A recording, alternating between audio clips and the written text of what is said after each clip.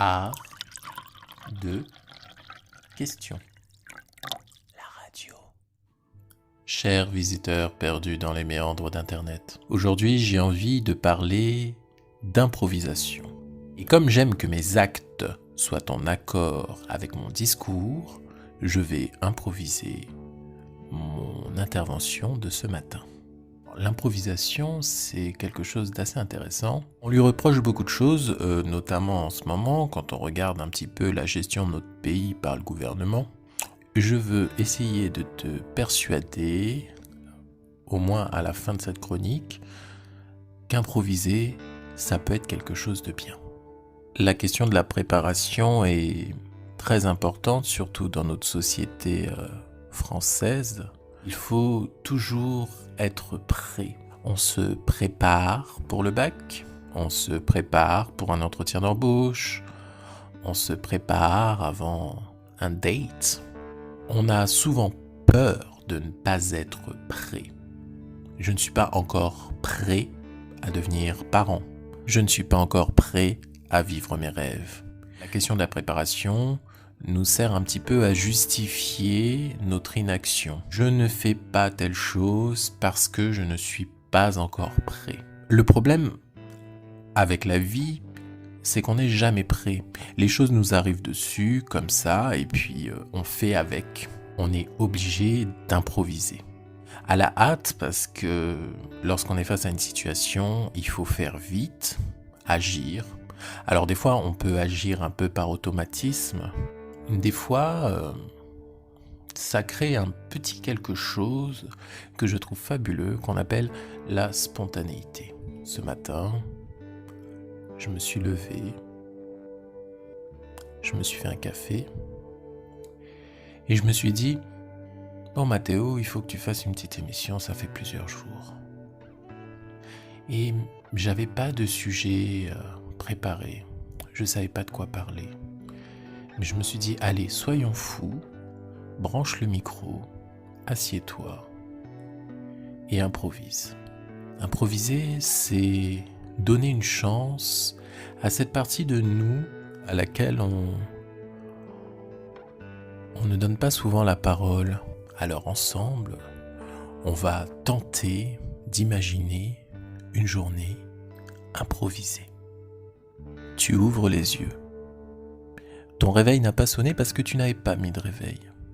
Donc finalement, tu ouvres les yeux quand tu as assez dormi. Alors peut-être qu'il est très tôt, peut-être qu'il est tard, peut-être que nous sommes l'après-midi, peut-être qu'il est 14h du matin. Et tu ne vas pas préparer de café. Non, parce que aujourd'hui, tu improvises complètement ta vie. Donc, tu n'as pas besoin de ton petit coup de fouet du matin pour te mettre au turbin. Tu ouvres ta fenêtre et tu regardes le ciel. On va dire qu'on est le matin, le soleil s'est levé il y a peu de temps. La lumière n'est pas encore éblouissante. L'air est très frais.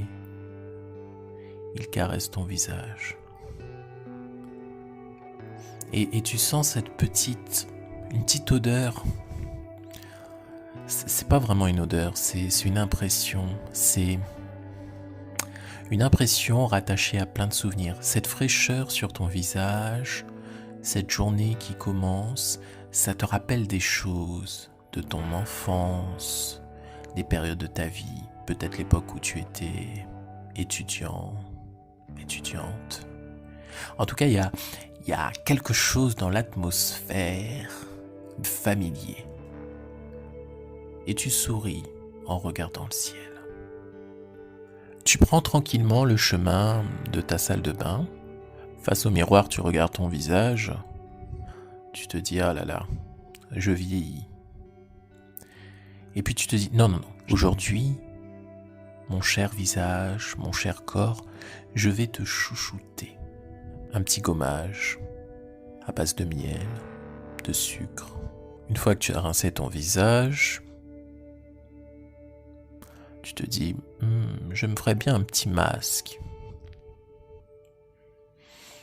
Et là, tu repenses à cette petite boîte avec de l'argile rouge en poudre que tu as acheté un jour en te disant « Ouais, ce serait pas mal que je me fasse un petit week-end cocooning ».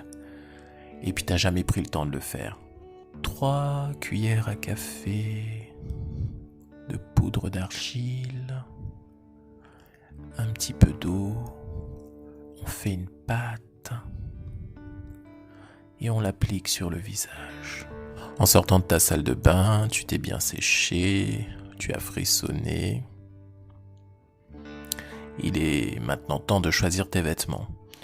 Alors non, tu vas laisser tomber ce tailleur, ce costume, ce jean un peu serré, enfin tous ces vêtements d'apparat. Et tu vas opter pour le confort. Peut-être que le plus grand des conforts, c'est de ne pas être habillé. Mais là, comme tu vas sortir, il vaut mieux quand même s'habiller. Alors tu vas enfiler un pantalon assez ample, un pull parce qu'il commence à faire un peu frais quand même, hein. L'hiver arrive tranquillement, un manteau et tu sors. Tu vas faire un truc absolument extraordinaire. Tu vas lever les yeux. Et là, tu vas découvrir des espaces auxquels tu ne fais jamais attention.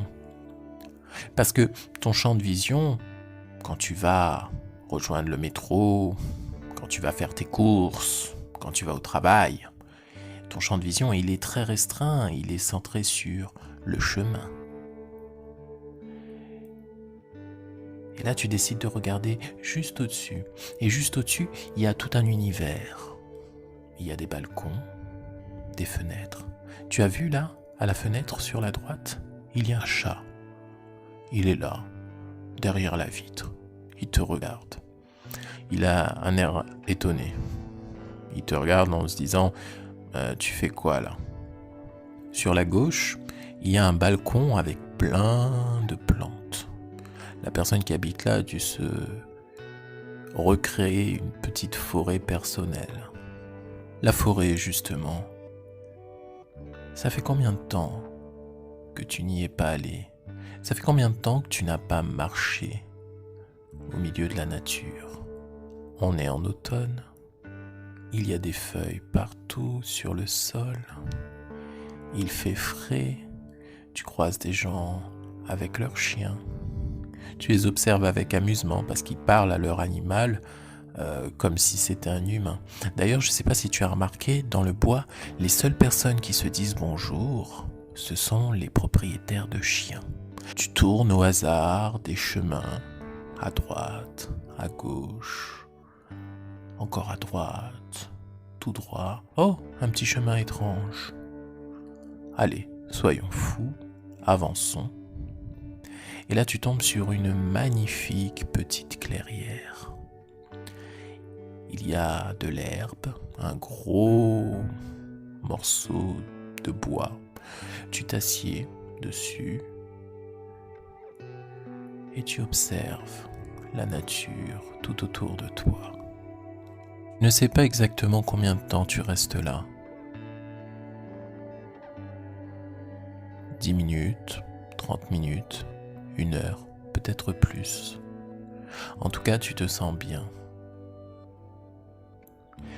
Et tu te dis, finalement, pourquoi ma vie, ça ne serait pas ça ? Être assis, communier avec la nature, avec l'univers. Pourquoi ma vie, ça serait de me lever le matin, après avoir été tiré de mon sommeil par une sonnerie stridente. Pourquoi ma vie, ce serait boire une boisson amère, mais qui va m'apporter un petit coup de fouet pour attaquer la journée? Pourquoi ma vie, ce serait une préparation à la hâte, un maquillage, si je suis une fille, ou l'étape du rasage, si je suis un homme, pour ne pas donner l'image d'une personne négligée? Pourquoi ma vie, ce serait de porter des vêtements étriqués dans lesquels je ne suis pas confortable? Pourquoi ma vie, ce serait d'avancer rapidement, sans prendre le temps, vers les transports en commun? Pourquoi ma vie, ce serait de me rendre dans un lieu où je n'ai pas forcément envie d'aller, pour croiser des gens que je n'ai pas forcément envie de voir, et pour faire surtout des choses que je n'ai pas forcément envie de faire? Pourquoi ma vie ne serait pas une promenade?